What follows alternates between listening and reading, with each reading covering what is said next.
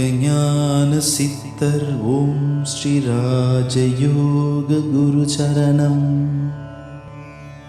யோக ஞான சித்தர் ஓம் ஸ்ரீ ராஜயோக குரு சரணம்.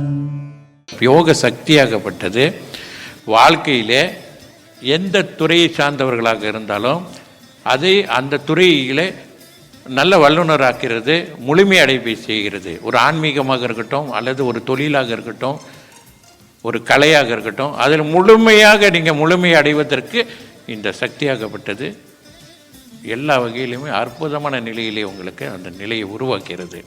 ஆக இது ஆக்கும் சக்தி. இதை தவறாக பயன்படுத்தக்கூடியவர்கள் தான் வீழ்ச்சி அடைகின்றார்கள். ஒரு தொழில் எப்படியோ அந்த நிலையில் இருந்து தான் அவர் செயல்பட முடியும். யோக சக்தி பெற்றுட்டீங்க, இனிமேல் இப்படி தான் நீங்கள் பேசணும், இப்படி தான் நடக்கணும், இதுதான் ரூல்ஸு அப்படின்லாம் கிடையாது. அவர் நிலையில் அவர் அவர் அவர் பயன்படுத்துகிறார், அவ்வளோதான். அது தொழில் ரீதியாக அவர் பயன்படுத்துகிறாரு. அப்படி தான் பயன்படுத்த வேண்டும். அதை போய் நம்ம சொல்ல முடியாது இப்படி தான் இருக்கணும் அப்படி தான் இருக்கணும்னு.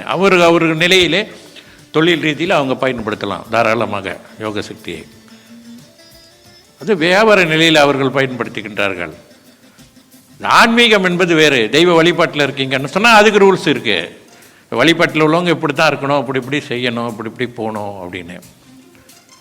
அது வேறு விஷயம். ஆக வாழ்க்கையில் இங்கே வரக்கூடியவர்கள் எல்லாருமே தியானம் பண்ணணும். நான் ஆன்மீக விஷயத்தில் அது ஆன்மீகம் என்பது என்னென்னா ஆன்மாவை அறிந்து கொள்ளக்கூடிய ஒரு வழிமுறைகளை நான் சிறப்படையணும். ஆன்மீகத்தில் நல்ல நிலை அடையணும், இறைவனை உணர்ந்து கொள்ள வேண்டும், இறைவனோட அப்படின்னு எல்லாரும் வருவது கிடையாது.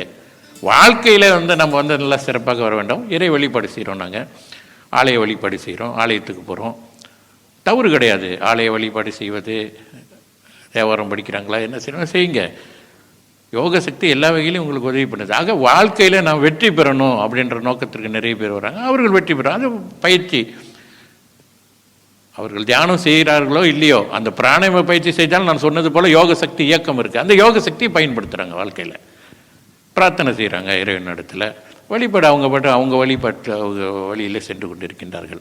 இல்லை எல்லாரும் அங்கே அதை செய்யக்கூடாது, இதை செய்யக்கூடாது, இந்த வழிமுறையை செய்யக்கூடாது, அந்த வழிமுறையை செய்யக்கூடாது அப்படின்னு கிடையாது.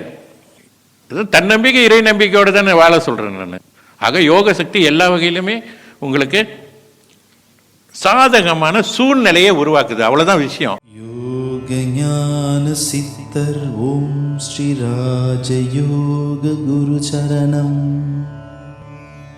யோக ஞான சித்தர் ஓம் ஸ்ரீ ராஜயோக குரு சரணம்.